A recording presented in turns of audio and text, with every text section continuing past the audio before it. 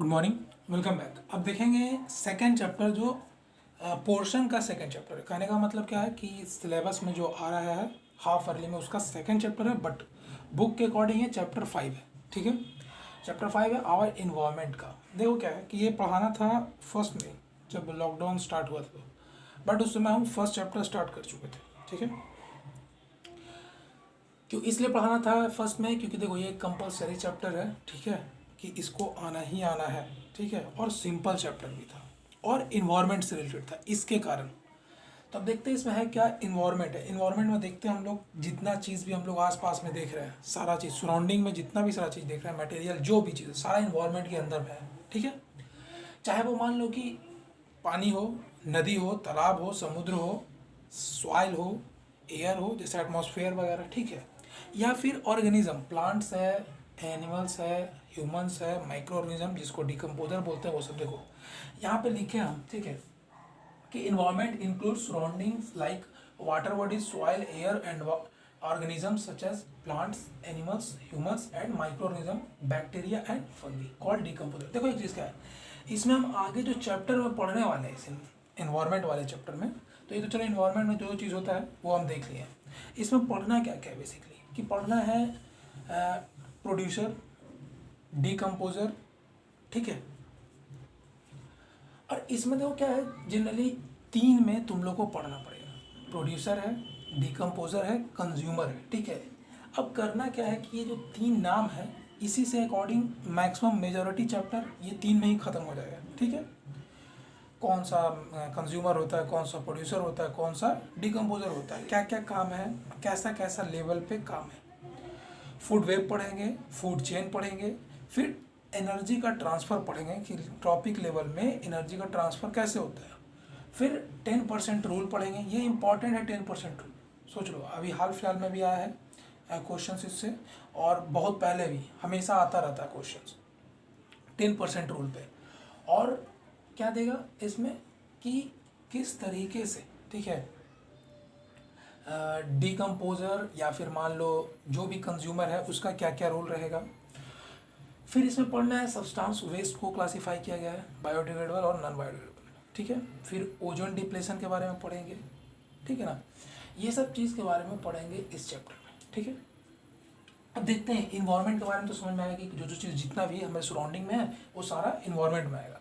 अब ह्यूमंस के बारे में क्या बोला है, ह्यूमंस ही एक ऐसा मात्र ऑर्गेनिज्म है जो क्या करता है, इन्वायरमेंट को चेंज कर रहा है या फिर उसका एक्सप्लॉइट कर रहा है। ठीक है, मतलब क्या है, उसको बर्बाद कर दे रहा है अपने नीड के लिए, बर्बाद कर दे रहा है या फिर उसको चेंजेस कर दे रहा है। देख रहे हैं हम लोग खुद करते हैं।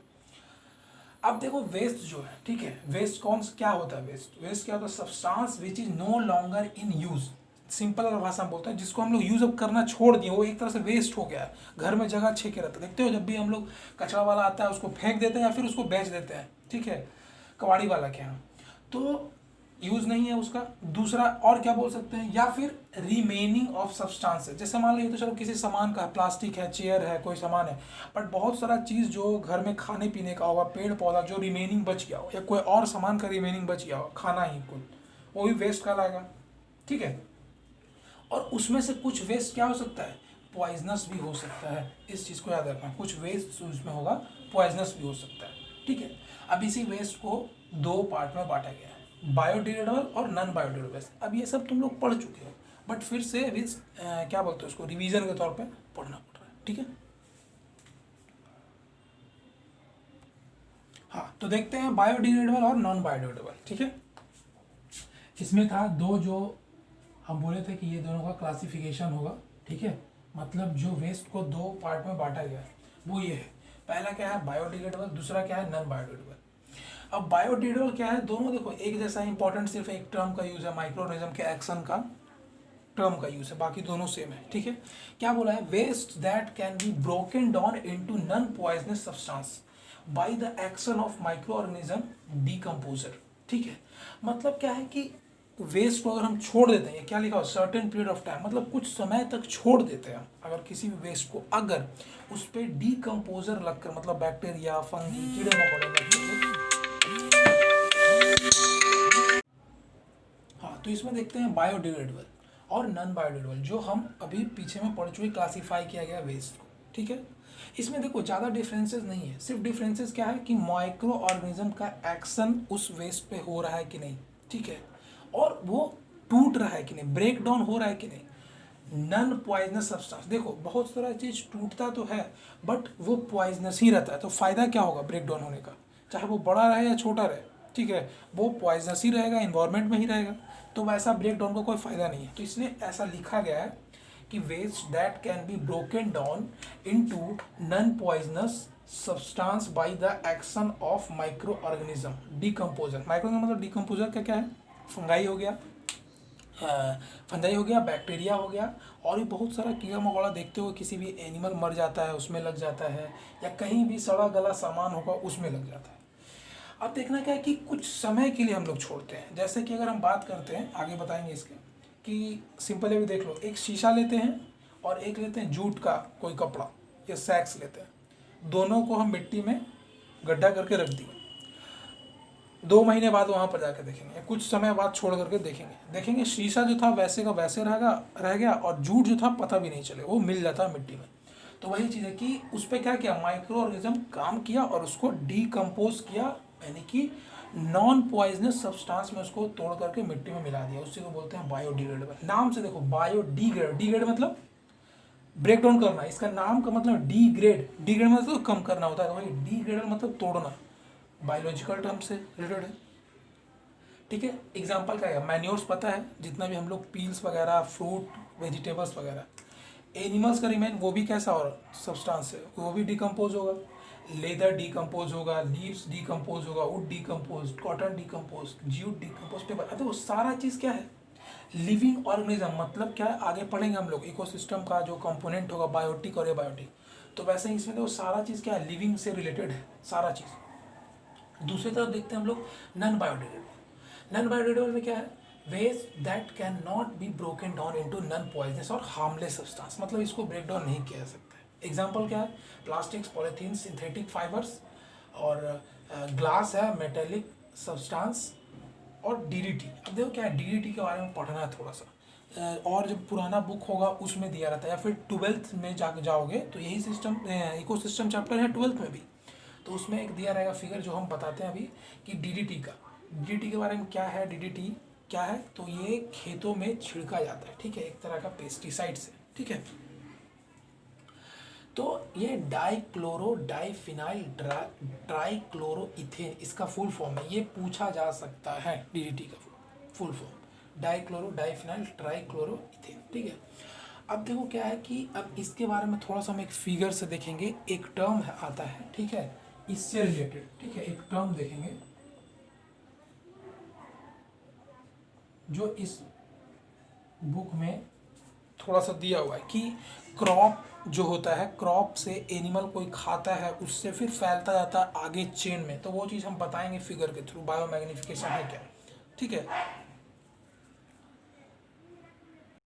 हाँ, तो देखते हैं बायोमैग्निफिकेशन। बायोमैग्निफिकेशन क्या है, बायोमैग्निफिकेशन तुम लोग को क्लास 9th में भी पढ़ना था, ठीक है, क्लास 9th में था। बायोमैग्निफिकेशन में क्या सिंपल जो यहाँ पे पढ़ना है वही चीज़ था, ठीक है। इसमें देखो लिखे क्या है, बायोमैग्निफिकेशन का मतलब होता क्या है, देखो the process by which the harmful and toxic substances enter the food chain and concentrated in the body of living organisms and successive at each level. इसका मतलब क्या है, देखो जैसे अभी के समय में क्या चल रहा है कि जैसे मान लो कि एक आदमी इन्फेक्टेड है तो उससे दूसरा आदमी भी इन्फेक्टेड हो जा रहा है, उसके नज़दीक जा रहा है, तो वैसे ही इसमें भी है कि अगर कोई एक ऑर्गेनिज्म के अंदर कुछ टॉक्सिक सब्सटेंस है या उसमें कोई बीमारी है या कुछ है, तो उसको खाने के बाद वो चीज़ दूसरे आदमी में चला जाता है या दूसरे ऑर्गेनिज्म चला जाता है। जैसे बर्ड फ्लू चलता है, बर्ड फ्लू बर्ड में होता है, उसको हम लोग खाएंगे, हम लोगों में भी हो जाएगा। तो वैसे ही चीज़ समझना है कि होता क्या है कि अगर किसी एक ऑर्गेनिज्म में कोई बीमारी है या कोई सब्सटेंस उसमें इकट्ठा हो गया है, तो वो चीज़ अगले लेवल पे फूड चेन, मतलब क्या होता है जो आगे पढ़ेंगे अभी कि एक किसी चीज़ को कोई दूसरा आदमी खा रहा है या दूसरा ऑर्गेनिज्म खा रहा है, फिर उस ऑर्गेनिज्म को कोई और ऑर्गेनिज्म खा रहा है, फिर उस ऑर्गेनिज्म को कोई और ऑर्गेनिज्म खा रहा है, वो होता है फूड चेन। तो फूड चेन में क्या होता है कि वो चीज़ आगे बढ़ता चला जाता है और ज़्यादा अमाउंट में बढ़ता चला जाता है, वही चीज़ यहाँ पे देखना है। देखो यहाँ लिखे पीपीएम में एक चीज़ देख लो, केमिस्ट्री में भी तुम लोग पढ़ना है, पार्ट्स पर मिलियन, ठीक है।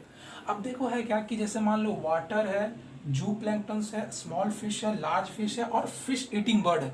ये 5 फिगर दिया हुआ है, देखो एरो दिए हैं कि इसके बाद ये है, इसके बाद ये है, इसके बाद ये है, इसके बाद ये है, ठीक है। देखो हम बताए थे डीडीटी के बारे में, ये बहुत इंपॉर्टेंट फिगर है, 12th में भी पढ़ना है, 10th में भी बुक में दिया हुआ रहता है कभी, ठीक है, एनसीईआरटी में देखना। अब देखो क्या है, वाटर में डीडीटी 0.003 पार्ट्स पर मिलियन है। जब अगला जो जू प्लैंक्टन्स में गया वो पानी, ठीक है, डीडीटी का मात्रा कितना बड़ा है, 0.04 हो गया पीपीएम। यहाँ देख लो 0.0 थी तो यहाँ पर 0.04 हुआ पार्ट्स पर मिलियन जू प्लैंक्टन्स में। जू प्लैंक्टन्स क्या होता है, फाइटोप्लैंक्टन है और जू प्लैंक्टन्स है, मतलब वैसा टाइनी ऑर्गेनिज्म। अगर एनिमल का है तो जू प्लैंक्टन्स कहलाता है समुद्र के अंदर, और अगर मान लो प्लांट्स का है तो फाइटोप्लैंक्टन्स, ठीक है। अब देखते हैं स्मॉल फिश, मतलब ये प्लैंक्टन्स वगैरह जो खाएगा स्मॉल फिश को देखते हैं। डीडीटी कितना है, 0.5 पे आ गया, देख लो 0.003, 0.04, अब 0.5 बचा है।